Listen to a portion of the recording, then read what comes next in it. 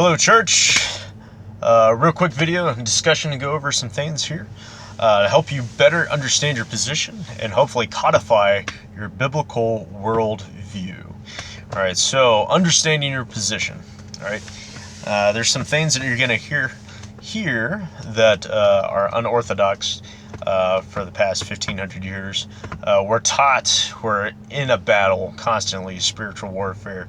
Throughout this time here, and this time that we have, and this life that we have, is a test, all right, to see how we should fall, and the wheat and the tares, all right. But better understanding your position and where we're at in time and history, and how we relate to our piece on the board is going to better gear you for what you're going to deal with and understanding your position. All right, so going back to the first century, Christians and Jews, what did they understand? Right? And Dr. Michael Heiser spells this out pretty well.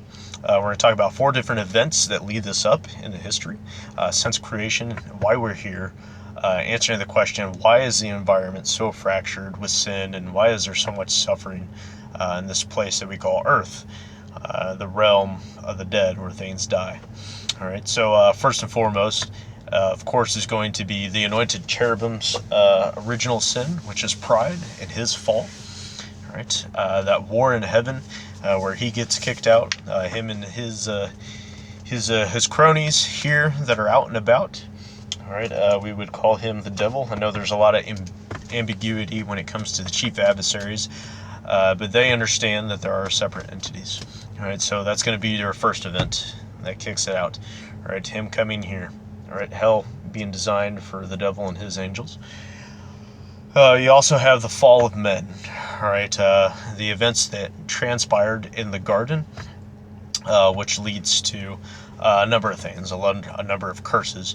You know, the ground being cursed with thorns and thistles, having to work to produce produce, labor pains, things of that nature. I'm sure there's tons of questions that will rattle in your head, but just giving you little checkpoints through history. There's also a third event that transpires Genesis 6, where more angels come down, and they begin to try to create their own kingdoms and reign here. They create offspring with the women, the offspring known as the Nephilim, or the fallen ones. All right, that offspring creates the mighty men of around, the warrior kings of old, the giants. All right, serpent seed kind of stuff that comes from that. So that war continues throughout the Bible. Now, it has been said that that is the Rosetta Stone for you understanding the seed war between men and the serpent seed. All right, this gets a little complicated, but there's some things that can be unpacked from that. Tons of history just in those 3 events that we spoke about just now. All right, them being killed off through various events, creating what we call demons today, and or ghost, the invisible forces that are out and about, that are always seeking flesh to possess because that was their natural state, and then also just doing the bidding of the adversary. A lot of them were also imprisoned as well. The 4th event being in Genesis 12, which is the depravity of the nations. All right, you have the emperor of the world, a key holder known as Nimrod, to rebel, or Amraphel. He creates the first empire. He is the first Antichrist type to lead rebellion against God. At that time, we were one language amongst the earth. They decided, instead of obeying God's commandment to be fruitful and multiply, spread across the earth, they were going to come together, and they were going to build the tower in hopes that if God, the one true God, had flooded the earth, and maybe if he did it again, they might survive. They also wanted to storm the throne room, make war with heaven, set up their own gods, and do all kinds of crazy stuff that they entertain themselves to do. The depravity of the nations, of course, brought judgment. He said, let us come and confuse their languages. God's not the author of confusion, so the us is the next problem, which is the powers, principalities, spiritual wickedness in high places, regional authorities. So he said, have it your way. All right, serve your gods. All right. Paul talks about in the New Testament that the stars that you're born under how that you were to break free of those lowercase g's and that you would find your way to Israel to find the one true God. Fortunately, we don't have to do that anymore because of the things of the cross. We can be adopted or grafted into the kingdom. So those 4 events for your biblical worldview. Why are we so messed up? Why is everything in disarray?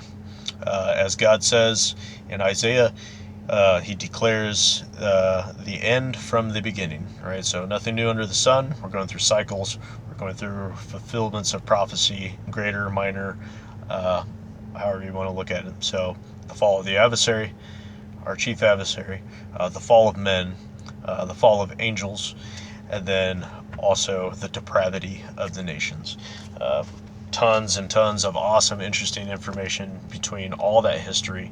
But just so you know that you're here in this time, such a time as this, the end times, technically since the crucifixion, resurrection, and ascension. But getting even closer, right?